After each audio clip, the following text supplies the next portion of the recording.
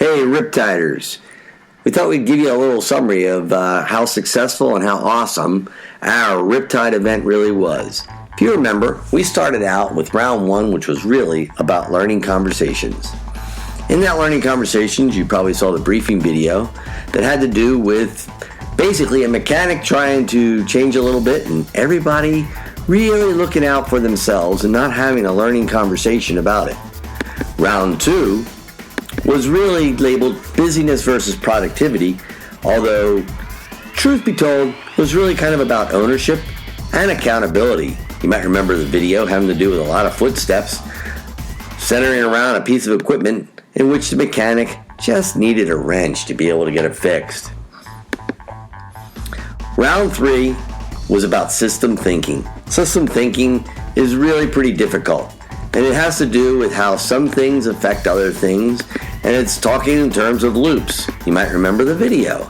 The video talked about a couple getting together, and soon after a wonderful relationship, there was a sock on the floor, and the sock explodes, and well, how does that all happen? And really looked at what causes these triggers that make little things result in big effects. So what we did was we have looked at all the 9,800 ideas that have been poured in over those 3.5 days. And what we'd like to do is share with you a summary of how we've sort of pulled them together. Naturally, we saw that the more that folks said we had learning conversations, the more you understand where you fit in. And the more you understand where you fit in, the more you tend to be able to drive decisions down, achieve more ownership, which gives you more accountability. And the more accountability you have, the more that we actually are able to feed and sustain true leadership. This is not rocket science. I think we all sort of appreciate that this was the underlying dynamic. However, the ideas that poured in really affirmed that when they talked about what they wanted to do more of with driving decisions down and understanding where you fit in. When we look at that, we said, boy, this is a pretty good sustaining loop, and you kind of wonder how we could not do it. So first, right off the bat, we have this big sustaining loop on the outside of the more we have leadership, the more we'll have learning conversations, the more we'll understand where we'll fit in, the more we'll be able to drive decisions down. The more we drive them down, the more ownership we get. The more ownership we get, the more accountability you get, which is really feeding back to true leadership. What we also saw was when you understand where you fit in, that tends to have a positive effect because then you're able to see yourself as part of a system and you're no longer protecting your silos. So in both round one and round two, lots of ideas around how being able to see ourselves as part of a system and what part we play in the system and where we fit in, contributing to learning conversations. And of course, the more you have learning conversations, the more you understand about your fitting in. So that tends to be a pretty good sustaining loop. What we saw were a lot of ideas that talked about transparency, data transparency, that when we have access at the worker level to data, we're able to use that data to fuel our learning conversations. The more that there was data transparency, the more we were able to have learning conversations. We also saw, as a side benefit of that, the more we have data transparency, the more we're actually able to drive decisions down because now the folks are armed with information. Same information that would have maybe only been available at the top levels of the organization, now available at more levels of the organization. When we see that what we really have is another sustaining loop there where the more you understand how you fit in, the more that you're willing to have data transparency, the more you have learning conversations, and it tends to feed on itself. So again, a cool sustaining loop. We probably understood that tacitly, but the ideas really came in with a lot of cool ideas on how we could make this explicit and really part of our organization. The more we have data transparency, actually the more we're able to engage employees. The more we're able to engage the employees, the more we actually are able to open up venues for them to share their ideas. When they're able to share their ideas and put them to work, naturally the side benefit, the more you get is ownership. So that tends to be a pretty cool benefit. And so what we saw were a lot of ideas that had to do with engaging employees to get better idea sharing.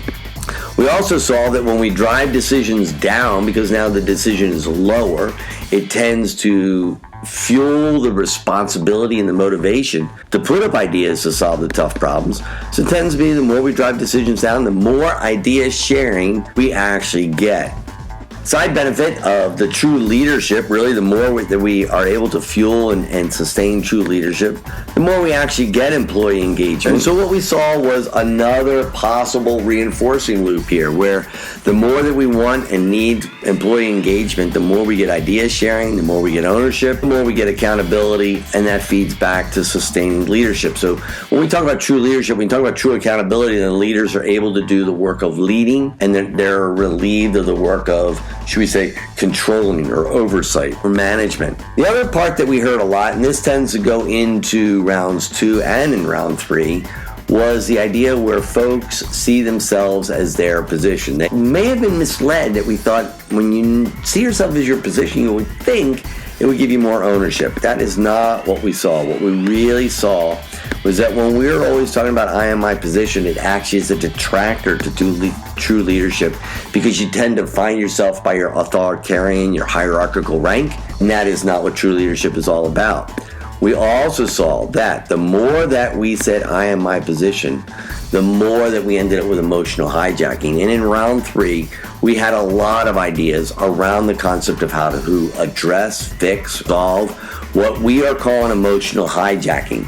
Truth be told, sort of a beneficial side outfall from the way that the video was set up. Video was set up on the couple with the sock was really about system thinking. But because it was about a conversation, we ended up with a lot of great ideas that were a link between round 1 and round 3. And therefore, we labeled the ones that had to do with unleashing your emotions, basically amygdala hijacking. We call it emotional hijacking. And what we did see was a lot of ideas that said, hey, the more emotional hijacking you get, the less you're going to have of learning conversation. So here we have our wonderful reinforcing loops, and we validated via the ideas what were some of the breaks to that. I am my position, basically breaking the ability to have sustaining true leadership. Emotional hijacking, basically being a break on learning conversations that then kills the reinforcing loop that the learning conversations and data transparency tends to feed. What we also saw was a lot of ideas that had to do with improving employee morale, and they tend to be linked with ideas that had to do with increasing ownership. Because what we saw was the more that we're able to have ownership of our work, the more we are able to increase our morale. And actually, when you have great morale, it feeds to being able to do true leadership, takes you out of the realm of management. What we also saw was that the more that we had data transparency, a lot of the ideas said, hey, when you have data transparency, now you see where that data is in concert with project or overall data, you tend to understand where you fit in better. So we got a little reinforcing loop there. And we also saw that the more that we tend to share ideas, naturally, the more people are going to feel engaged, because now they're contributing. They're basically tapping their very essence as a human. And so we get a reinforcing loop there. In essence, is really kind of like the quick and dirty of how we looked at and sort of summarized in a very brief way the 9,800 ideas. What we're off to do now is develop the action plans. And when you look at this, there are some things that just are really tough to make actionable. So the good news is we got a lot of action plans about things that were actionable. Because to take action on just learning conversations or true leadership or morale or ownership or accountability, really tough. Kind of like chasing a ghost, trying to pin jello to the wall. But what we saw were a lot of ideas that had to do about understanding where you fit in, improving data transparency, improving employee engagement, improving idea sharing, improving about being able to drive decisions down. We also saw a lot of ideas on how to reduce or eliminate emotional hijacking. And so we see if we can affect those levers in this whole system, we're going to get learning conversations and accountability and ownership and true leadership. So while we may not be working on them directly, we are actually going to affect them directly by looking at the ideas that have to do with these. Over the next month or so, what you'll see is us putting together action plans. We will be inviting people to participate in those action plans. The action plans are done very similar to how mmowgli was done. What you'll see is it'll be put up on the mmowgli site, and people will be able to collaborate and contribute and define who, what, when, how we can implement these cool ideas that we have a whole now treasure trove of to be able to move forward to improve our maintenance world so that we can better deliver and better support OFRP. So hang in there. We'll be in touch, and it's been an awesome ride so far, and there's more adventure yet to come. Go Riptide Mowgli.